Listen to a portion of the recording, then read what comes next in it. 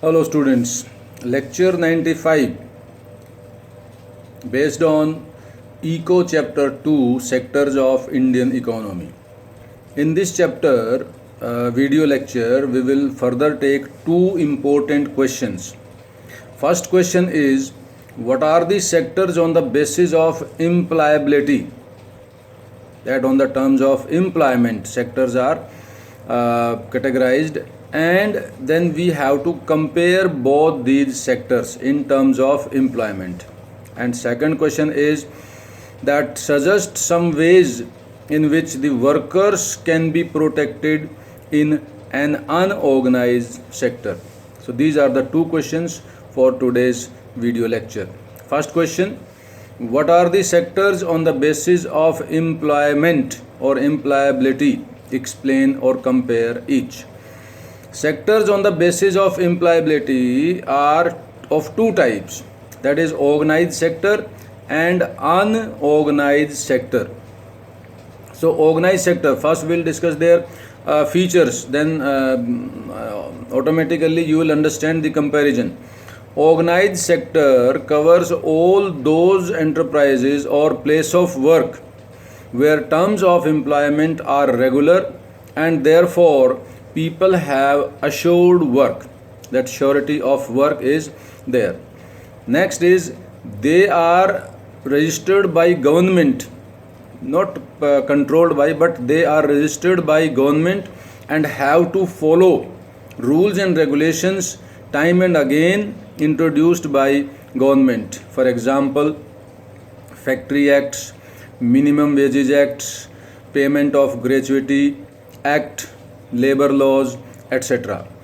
Then next is, it is called organized because it has some formal process or procedures.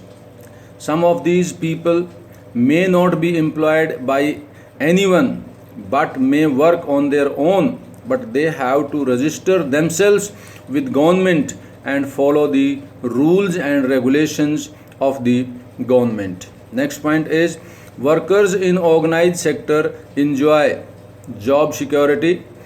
They are expected to work only for fixed number of working hours. If they work more than the fixed number of hours, then they have to be paid for overtime by the employer or by the entrepreneurs.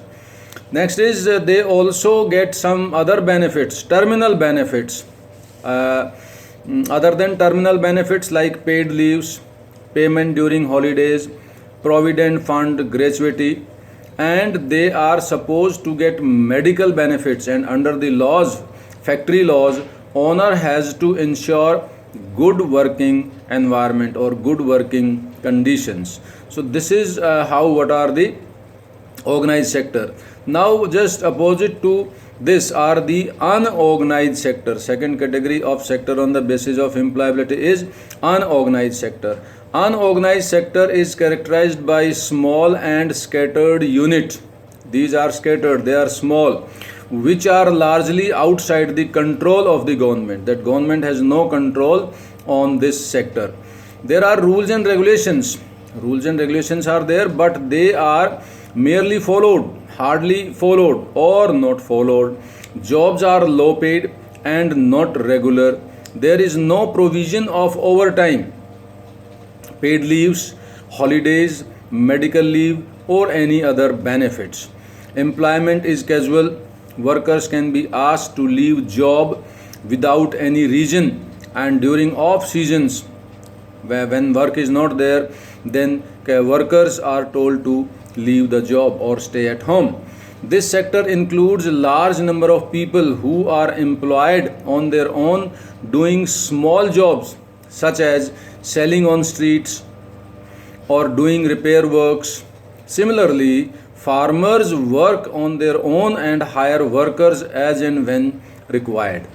Then working rights of the workers in unorganized sector need to be protected by enforcing the laws enacted by the government, which are most of the times ignored by the government.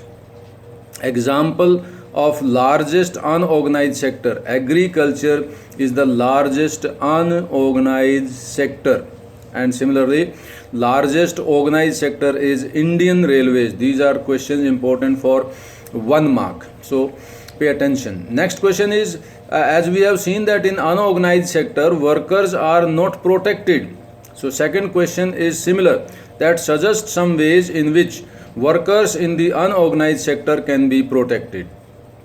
Since unorganized sector is scattered and rules of employment are not followed, so workers in this sector feel job insecurity. Hence it is important to protect their working rights in following ways.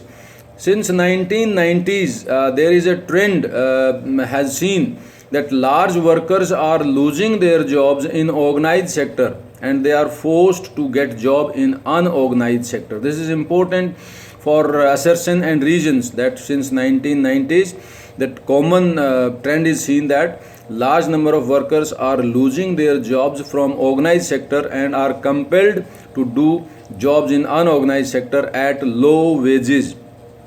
So hence there is a need to protect workers in unorganized sector. In the rural areas, the unorganized sector mostly comprise of landless farmers, small and marginal farmers, sharecroppers and artisans. Nearly 80% of rural households in India are in small and marginal farmers category, 80%. These farmers need to be supported through timely supply of farming inputs, seeds, fertilizers, chemicals, insecticides, pesticides, water for irrigation, tools and other equipments. Then in urban areas as well, in urban areas unorganized sector comprise mainly of workers in small scale industries. These industries employ workers casually and ask them to work for the working hours are also not fixed and the wages are also low. Other things are trade and transport. In these areas workers need to be supported through enforcement of labor laws regarding minimum wages act, job security and regular work. We also find the majority of workers from the rural areas or from other parts of the, that is socially or economically backward areas where people are suffering from the subsistence crisis, and other backward areas the unorganized sector. Besides getting low wages and irregular work, they face social discrimination, that they are discriminated.